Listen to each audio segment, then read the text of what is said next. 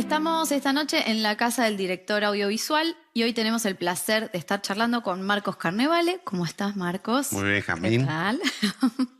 Vamos a charlar un poco sobre la restauración de Elsa y Fred, la película dirigida por Marcos. Quería preguntarte antes que nada de dónde surge la historia, la semilla de la historia de esta película. Y tiene una semilla un poco antigua. Yo nací en un pueblito muy chiquito de Córdoba que se llama Inrivil. Y ahí alguna vez cayó un cine ambulante y pasó la Dolce Vita. Yo era adolescente y me enamoré profundamente de Fellini.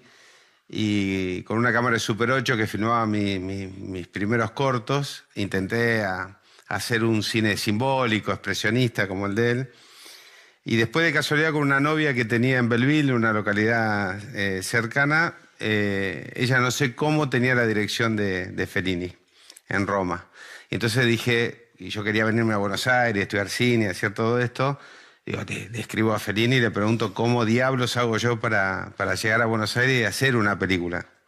Así que intenté escribirle muchas cartas y las rompía, porque digo, ¿por qué Fellini, un monstruo como él, le va a responder a un chico de Inriville?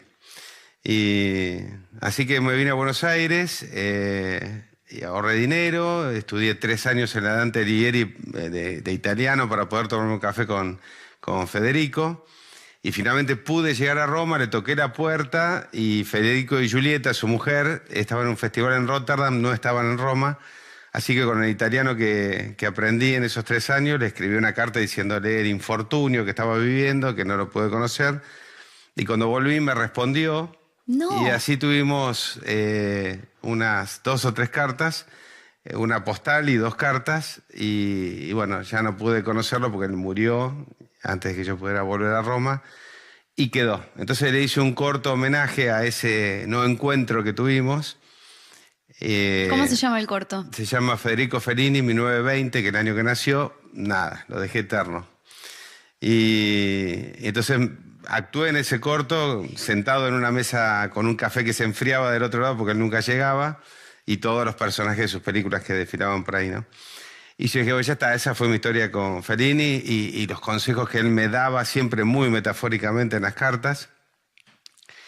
Y pasó el tiempo y un día se me ocurre la idea de, digo, ¿qué pasa si hay una mujer grande, rubia, como Anita Ekberg, que sueña con emular la escena mítica de la Fontana de Trevi, la Dolce Vita, e ir con un Marcello, ya en edad tardía, a meterse en las aguas de la fuente?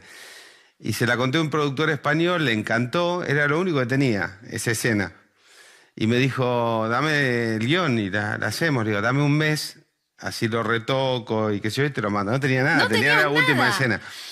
Entonces volví corriendo a mi casa y le dije a mi exmujer, que también es guionista, y le digo, sentémonos a escribir porque tenemos un mes para escribir 100 escenas que tengo la última nada más. Y así fue, así nació Elsa y Fred y me di el gustazo de ir a Roma, filmar en la Fontana de Trevi y poner la cámara en los mismos lugares donde él la había puesto para filmar a Anita y Marcello. Es increíble la historia. Divina. ¿Entendieron? Se carteó con Fellini. O sea, se mandó correspondencia con Fellini. Es una cosa, es increíble. ¿Tenés guardado lo que...? Sí, ¿cómo lo tenés guardado? Lo primero que me mandó... Sí, claro. Me muero. Con dibujitos y cosas. Me mandó primero una postal de él dirigiendo muy Narciso, muy director, así, muy con una cámara gigante en esa época.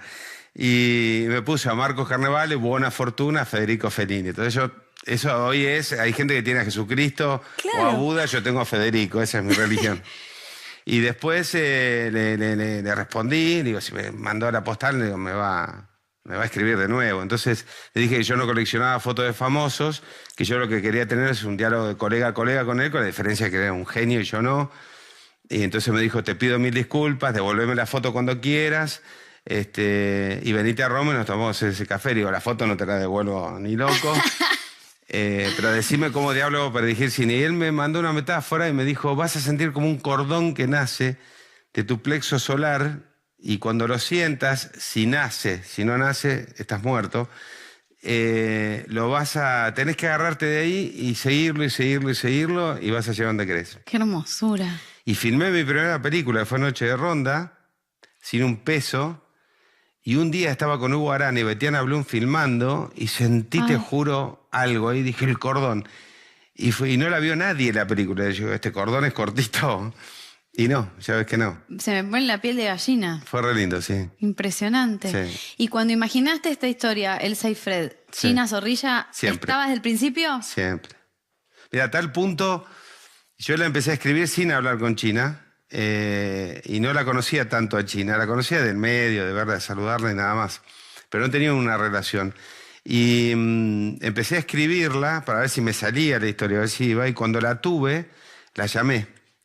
Y le dije, tengo una película para vos y qué sé yo. Me dijo, ¿la abuela de quién voy a ser? Digo, no, vas a ser la chica de la película. Me dice, vos estás loco. Me dice, tengo 80 años, ¿cómo es la chica de la película? Y digo, bueno. Nunca había hecho la chica de la película. La hizo a los 80 años, ¿viste?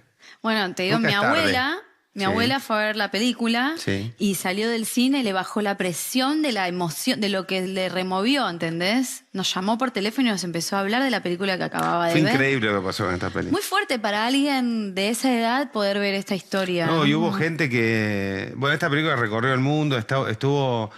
No la han pasado solo en televisión, sino en los cines. En Puerto Rico estuvo 1 año y medio en cartel. Qué genial. En Alemania 6 meses, en Suiza también. Es decir, movilizó mucho.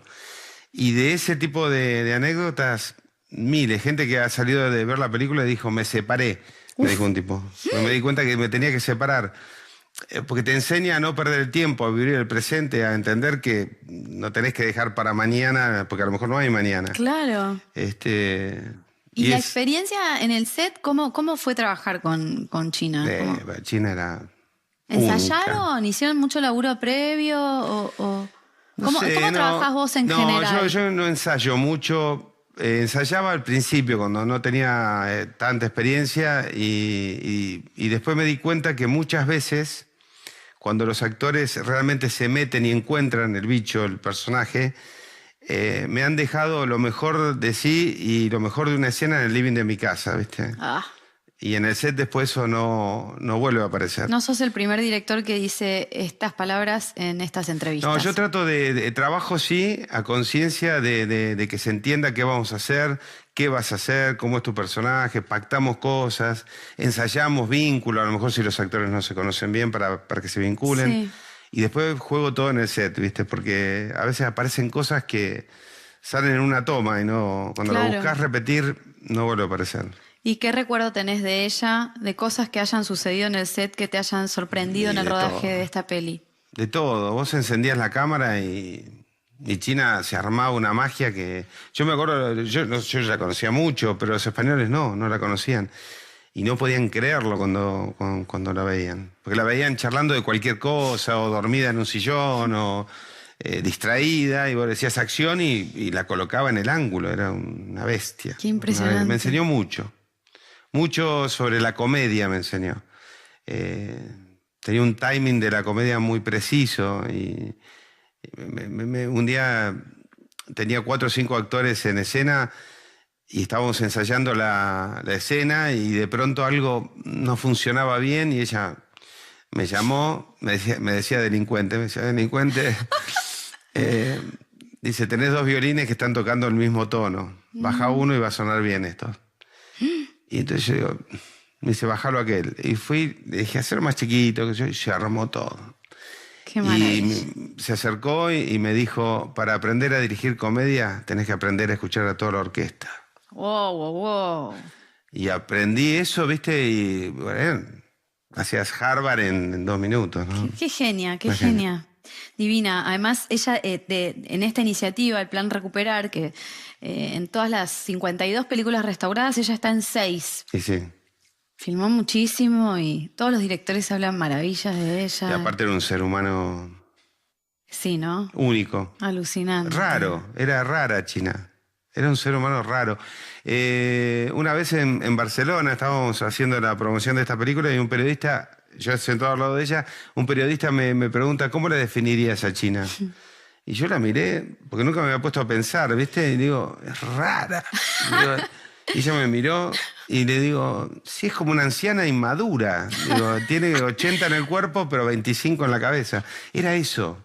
Genial. Vos salías a la calle y los chicos le decían, China, China, no pasa eso con la gente grande. Qué maravilla. No, nunca perdió actualidad.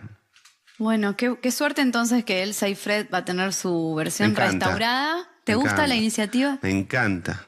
Quiero una copia. Buenísimo. Quiero una copia, por favor, comprometo a todo el mundo, quiero la copia. Quiere una copia, ¿eh? Sí, claro. Bueno, muchísimas gracias por esta charla, Marcos. Un placer, Camila. Muchísimas gracias. Bueno, entonces invitamos a nuestro público a ver Elsa y Fred de Marcos Carnevale como nunca la viste.